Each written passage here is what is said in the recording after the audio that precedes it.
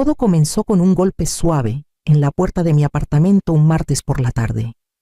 Ahí estaba Emiliano con ojeras marcadas y una mochila colgada al hombro. No pidió ayuda. Nunca lo hacía. Solo dijo: «¿Puedo pasarle?» Preparé un té y esperé. Tras unos minutos de silencio, confesó que le habían recortado las horas de trabajo otra vez, que el contrato de su departamento estaba por vencer y que no sabía qué hacer. No lo dudé. «Quédate con la casa», le dije. «Necesitas espacio y yo ya no ocupo tanto». Al principio se resistió por cortesía o por orgullo, no estoy segura. Pero veía el cansancio en sus hombros. Le recordé que era la casa donde creció, que su padre habría hecho lo mismo. «No es caridad», insistí. «Es familia». Las llaves aún estaban calientes en mi mano cuando las tomó. «Solo hasta que me ponga de pie», prometió. Asentí, aunque en mi corazón ya había decidido que podía quedarse todo el tiempo que necesitara. Me mudé a un pequeño departamento de una recámara cerca del hospital, donde trabajé años atrás en el corazón de Ciudad de México. Era práctico, acogedor, y me convencí de que era lo correcto. Quería que Emiliano construyera algo propio, y la casa, nuestra casa, parecía el mejor lugar para empezar. Meses después me llamó para decirme que había conocido a alguien. Valeria. «Es centrada, tiene sueños grandes». «Te va a caer bien, mamá», dijo. Sonreí a través del teléfono conteniendo una chispa de preocupación. No es que no quisiera que avanzara, solo que todo sonaba demasiado rápido. Aún así, cuando me invitó a conocerla, dije que sí, sin dudarlo. La primera vez que conocí a Valeria, llegó 5 minutos tarde con maquillaje impecable y una bufanda que no pegaba con el calor de abril. Me tendió la mano y sonrió de forma rígida, como si hubiera practicado frente al espejo. «Señora Luz», dijo con voz ligera y cortante, «es justo como te imaginé. No supe qué pensar, así que solo le devolví el apretón y le ofrecí guardar su abrigo». La cena esa noche fue educada. Elogió mi sazón, preguntó por mi trabajo antes de jubilarme y asentía con interés cuando hablaba. Pero había algo más, una mirada evaluadora, como si midiera algo que yo no podía ver. Emiliano, por otro lado, parecía contento, más feliz de lo que lo había visto en meses, y eso me hizo esforzarme más. En pocas semanas eran inseparables. Cuando Emiliano me dijo que las cosas iban rápido, alcé una ceja. «Solo han pasado unos meses», dije con cuidado. Él lo descartó. «Valeria dice que cuando sabes, sabes». Se casaron discretamente en el registro civil esa primavera. Les di mi bendición y un cheque dentro de una tarjeta. Valeria lo aceptó con un gracias elegante y nada más. No esperaba más. Solo quería que empezaran su vida sin cargas. El siguiente domingo manejé hasta la casa como siempre, con un platón de enchiladas envuelto en un trapo. Emiliano había escrito que Valeria quería ser la anfitriona. Toqué el timbre y esperé. Cuando la puerta se abrió, un aroma a lavanda y cítricos me recibió. El viejo tapete de mi madre había sido reemplazado por algo moderno y brillante. El perchero de madera ya no estaba. En su lugar había una consola blanca con un tazón lleno de piedritas decorativas. «Estamos redecorando», dijo Valeria al notar mi mirada. Le hacía falta un toque fresco. Asentí, aunque sentí un nudo en el pecho. La sala era irreconocible, tonos neutros, luces frías, nada del calor que recordaba. Las fotos familiares habían desaparecido. El kilt que cosía a mano, ni rastro. «Queremos que sea nuestro espacio», dijo ella con ligereza, pasándome una copa de vino. La tomé y sonreí, pero algo en mí cambió. Seguía diciéndome que el cambio era natural, que esa seguía siendo mi casa. Pero esa certeza se desvanecía con cada visita. Esa noche, al salir, noté que la lámpara del porche había sido cambiada por un sensor de movimiento moderno. Y por primera vez me pregunté si la casa aún me recordaba. Me repetía que no debía tomarlo personal. ¿Era su hogar ahora? O eso me decía, aunque las palabras nunca se sentían cómodas. Intenté dejar pasar la redecoración. Los muebles, las fotos, incluso el olor a canela, y libros viejos que impregnaba las cortinas, todo se fue reemplazado por difusores de eucalipto y esquinas silenciosas. Pero lo que vino después comenzó a erosionar algo más profundo. Valeria empezó a hacer comentarios durante mis visitas. «Deberías avisar antes de venir», dijo un domingo, aunque ya lo había hecho 2 veces. «Estamos tratando de establecer rutinas». Asentí y le entregué el pay de zarzamora que había horneado, fingiendo no notar cómo lo dejó en la encimera sin mirarlo. Una tarde pasé a dejar unos abrigos de invierno que encontré guardados. Mi llave aún funcionaba, pero al entrar al vestíbulo, Valeria salió de la cocina con cara de sorpresa. «Luz», dijo cortante pero controlada, «¿de verdad deberías esperar a que alguien esté en casa?» Me disculpé y expliqué, pero la tensión quedó flotando. Esa semana Emiliano me llamó para decirme que Valeria pensaba que era mejor si avisaba con tiempo. Por privacidad, añadió suavemente. Escuché la disculpa en su voz, pero no el valor para respaldarla. No pasó mucho antes de que ella comenzara a referirse a la casa delante de mí como nuestra casa. «No la casa, no tu lugar. Estamos pensando en pintar la cocina», dijo casualmente durante una cena. «Es nuestro hogar ahora y queremos que se sienta como nosotros». Miré a Emiliano al otro lado de la mesa, pero él mantuvo los ojos en su plato. Peor que los cambios en la casa fueron los pequeños giros en nuestras tradiciones. Las cenas de domingo se volvieron esporádicas, luego desaparecieron. Mis platones dejaron de regresar. Valeria dijo que pensó que eran suyos. El quilt que pregunté seguramente está en alguna caja. Dejé de preguntar. Cada pregunta parecía agrandar la distancia entre nosotros, hasta que incluso preguntar sentía como una invasión. Pero el momento que realmente me hizo sentir un vuelco fue un jueves lluvioso cuando pasé después de que Emiliano olvidó su chamarra en mi casa. Valeria abrió la puerta apenas lo suficiente para asomarse y dijo: «Hoy no recibimos visitas». Ese día entendí que necesitaba descubrir qué más se habían llevado en silencio. Era un sábado por la mañana cuando lo vi. Estaba navegando sin rumbo en mi tableta, escuchando la lluvia contra la ventana, cuando una imagen me detuvo en seco. Un anuncio en Mercado Libre, la lámpara estilo Tiffany de mi madre. El vidrio verde suave, la base de bronce con una pequeña grieta cerca del cable inconfundible. En venta por C$17,000. Vintage auténtico. Excelente estado, decía, sin mención de su origen. Lo miré un buen rato antes de entrar al perfil del vendedor. Había más. Las ediciones encuadernadas en piel de Faulkner y Steinbeck de mi padre. El juego de Tech System UR Grog 3, built by XAE. Juego de té pintado a mano de mi madre de Praga. Media docena de pequeños cuadros al óleo que no había visto en meses. Todo descrito en un lenguaje perfecto y desapegado. Todo familiar. Todo en venta. Conduje hasta la casa sin avisar. Valeria abrió la puerta. Sus ojos se abrieron por un segundo antes de sonreír. «Luz». «¡Qué sorpresa!». «Necesito hablar con Emiliano», dije. No se movió. «Está atrás trabajando en la cerca. ¿Te puedo ayudar con algo?». Pasé junto a ella antes de que pudiera detenerme. El pasillo estaba más silencioso de lo que recordaba, como si también estuviera conteniendo la respiración. Encontré a Emiliano cerca del cobertizo, con un martillo en una mano y una cinta métrica en la otra. «Tenemos que hablar», dije. Levantó la vista sorprendido. «Ahora sí, ahora». Nos sentamos en los escalones del porche. Le mostré mi tableta con los anuncios. No habló de inmediato. «No sabía que los estaba vendiendo», dijo finalmente con voz baja. «Pensé que los había guardado». «Está vendiendo a nuestra familia», dije. Se frotó la cara con ambas manos. Ella asumió que la casa era mía, que la heredé. Nunca la corregí. Las palabras cayeron como un peso entre nosotros. ¿Por qué?, pregunté tratando de mantener la voz firme. Porque estaba quebrado, sin trabajo. Y ella, le gustaba pensar que tenía algo sólido.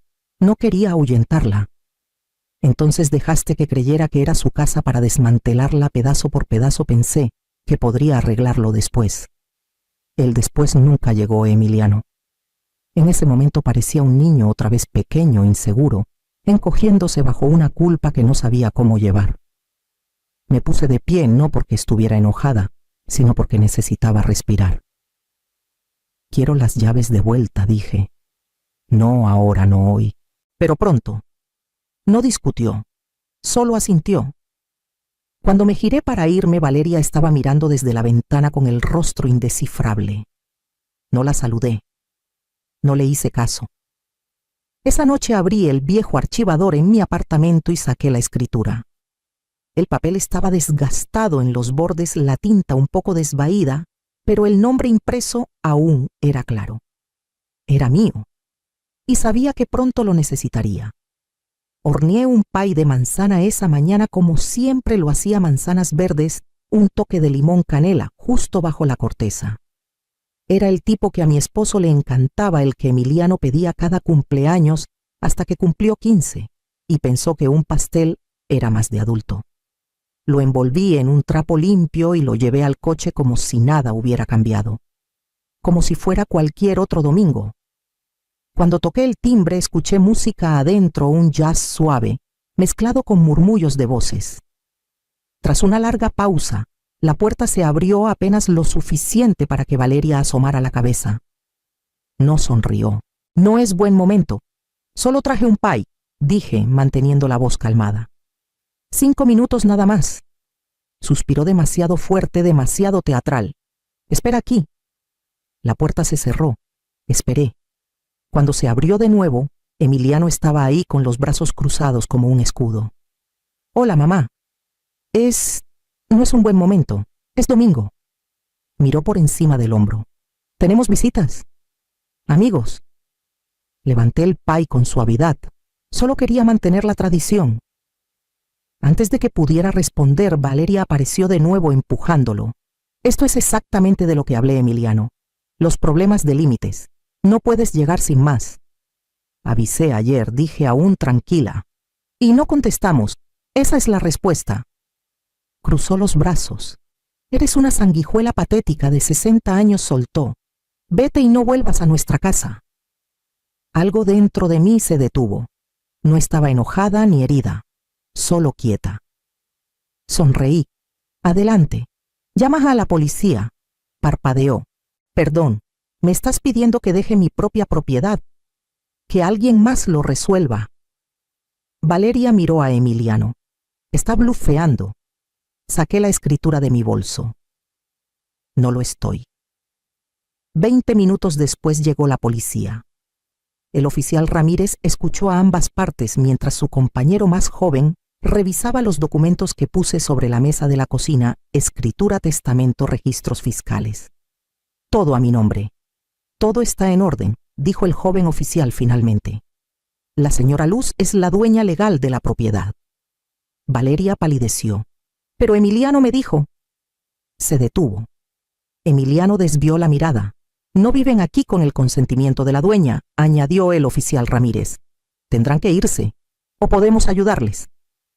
El silencio se prolongó. Luego Valeria dio media vuelta y subió furiosa las escaleras. Escuché cajones cerrándose con fuerza. Emiliano la siguió llamándola, pero ella no respondió. Me senté a la mesa del comedor. La mesa de mi madre. El pay seguía intacto frente a mí, aún tibio. Cuando Emiliano bajó su rostro, estaba pálido, la mandíbula tensa. Está empacando, dijo en voz baja. Dice que se va con su hermana.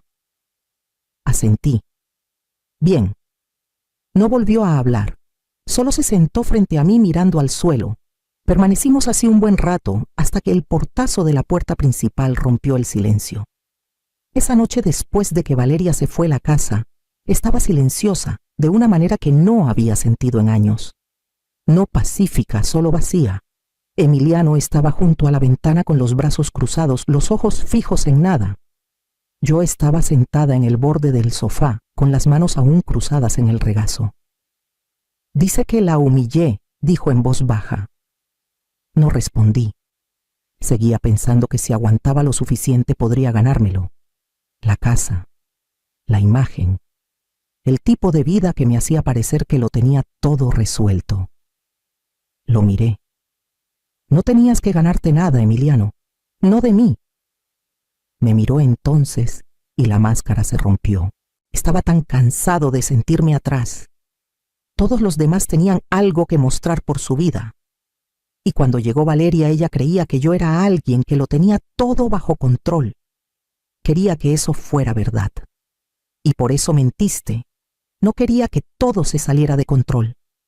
Al principio era inofensivo. Luego empezó a hablar de renovaciones y la gente me felicitaba. Y yo. Se detuvo presionando una mano contra su frente. Ya estaba hundido. Era más fácil seguirle la corriente que admitir la verdad. Asentí lentamente, hasta que la verdad llegó a la puerta con un pay en las manos. Soltó una risa pequeña y rota. Me puse de pie. Tienes que decidir si vas a construir tu vida fingiendo o sobre algo real. Emiliano no dijo nada más. Solo asintió y lo dejé solo en la cocina. Subí las escaleras caminando de cuarto en cuarto. Tanto se había ido. La lámpara, los libros, los pequeños cuadros del pasillo de mi madre, todo desaparecido. Pero los cimientos de la casa seguían siendo nuestros. El arco de la puerta donde colgábamos serpentinas de cumpleaños. La marca en el pasamanos por el patín de Emiliano. El crujido en el piso fuera del dormitorio donde solía caminar de puntillas para no despertar a un niño enfermo. Me acurruqué en la cama de visitas aún vestida. La casa parecía exhalar después de haber contenido el aliento por mucho tiempo. Por la mañana él seguía ahí y tenía algo que decir. Ya estaba en la mesa de la cocina cuando bajé con una taza de café intacta frente a él y un cuaderno lleno de garabatos. Hice una lista, dijo sin levantar la vista, de las cosas que dejé ir sin darme cuenta. Me senté frente a él esperando.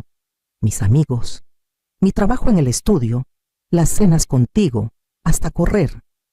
Ella no prohibía nada, solo me hacía sentir que esas cosas eran infantiles, egoístas, no lo que hace un hombre enfocado en su futuro. Giró el cuaderno para que lo viera, página tras página, todo en su letra apretada y inclinada. Cada línea dolía al leerla.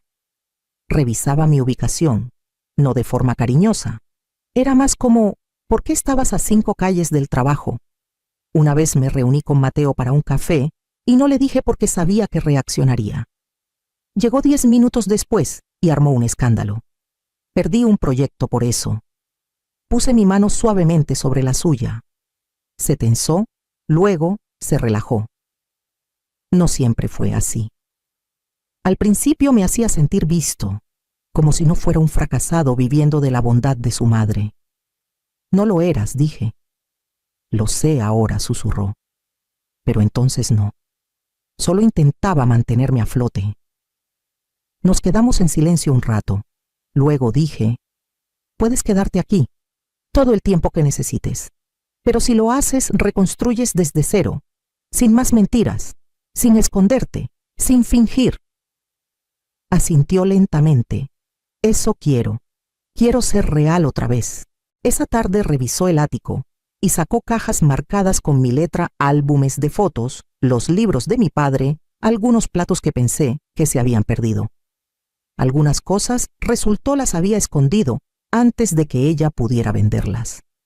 Desempacamos los recuerdos lado a lado con cuidado de no apresurarnos.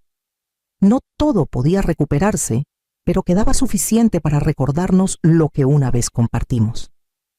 Más tarde, durante la cena, levantó la vista y dijo: necesito hablar con alguien, un terapeuta tal vez. Sonreí. Sería un buen comienzo.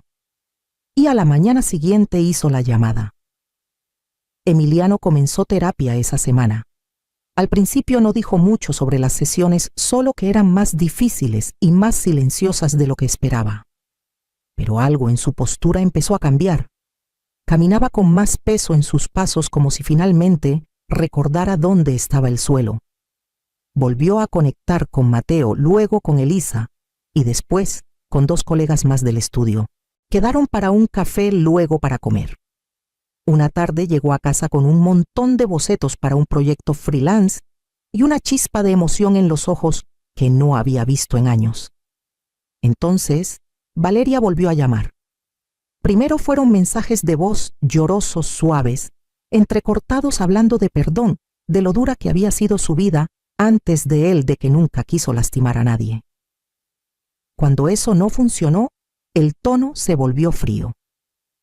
«Me debes», dijo en uno. «Lo sacrifiqué todo por ti».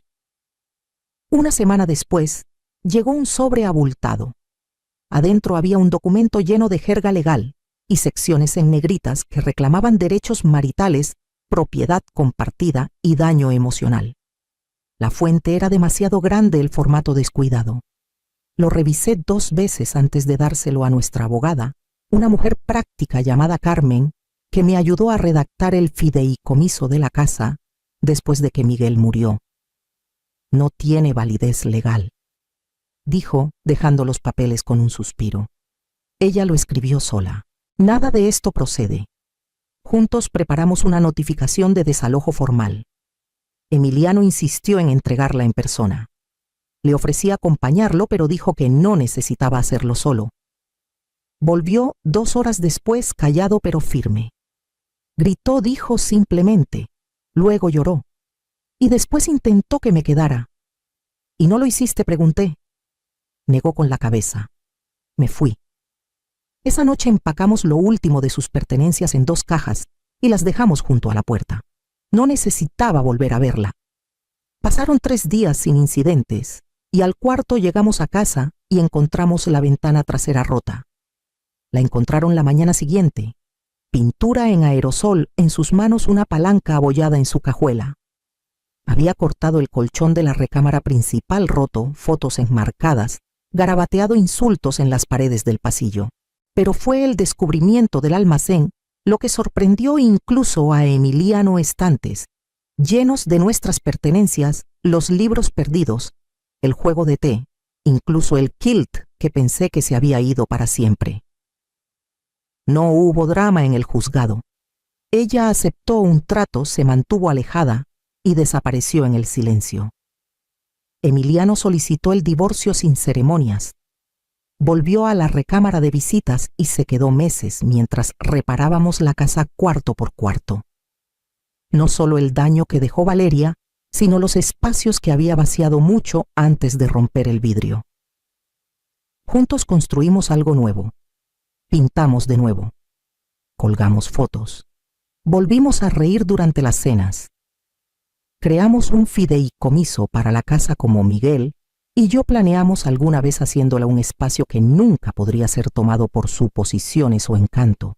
Cuando Emiliano finalmente se mudó a su propio departamento, lo ayudé a colgar un marco en su pared, nuestra foto familiar restaurada. Esa noche miré la misma foto y susurré, «Estamos bien».